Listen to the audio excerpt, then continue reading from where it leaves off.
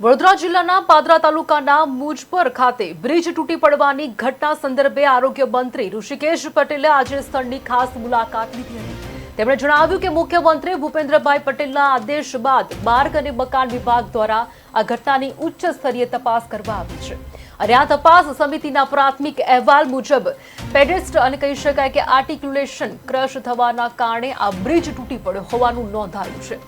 માધ્યમો સાથે વાત કરતા રાજ્ય સરકારના પ્રવક્તા મંત્રી ઋષિકેશ પટેલે જણાવ્યું કે માર્ગ અને મકાન વિભાગની આ સમિતિ દ્વારા 30 દિવસમાં વિસ્તૃત અહેવાલ આપવામાં આવશે।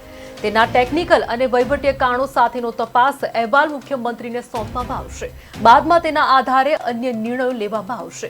તેમણે ઉમેર્યું કે પ્રાથમિક દ્રષ્ટિએ જ્યાં પણ બેદરકારી ધ્યાને આવે એ માટેના જવાબદાર માર્ગ અને મકાન વિભાગના 4 અધિકારીઓને રાજ્ય સરકારે ફરજ મોકૂફ હેઠળ મૂક્યા છે। હજુ પણ જે પગલાં લેવા પડશે એ પગલાં રાજ્ય સરકાર ચોક્કસપણે લેશે।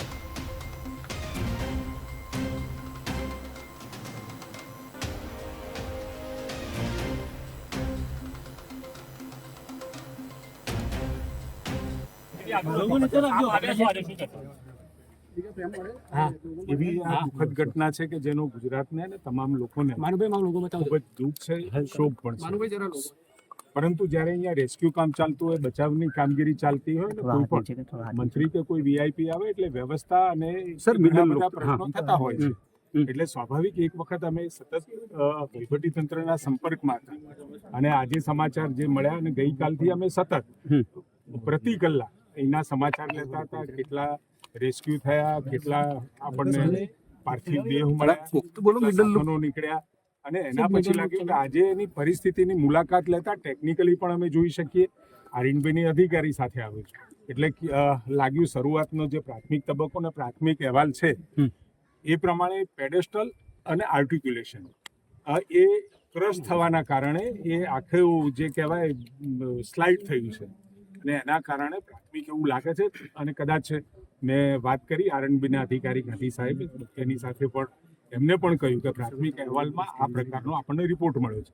એટલે એકંદરે જ્યારે પણ કોઈ આવો બનાવ બને એટલે ત્યાં તાત્કાલિક કોઈ એવા અધિકારી આવી જાય જેના કારણે આખી વ્યવસ્થા સ્વાભાવિક છે, હું અહીંયા આવું અથવા તો કોઈ બીજા કોઈ અધિકારી મોટા આવે તો એ વ્યવસ્થાની સાથે જે કામગીરી કરવાની છે એમાં બાધા ન નીકળે એટલા માટે જ આજે લગભગ કામગીરી સંપૂર્ણતાને આરે છે। બધા સાધનો નીકળી ગયા છે।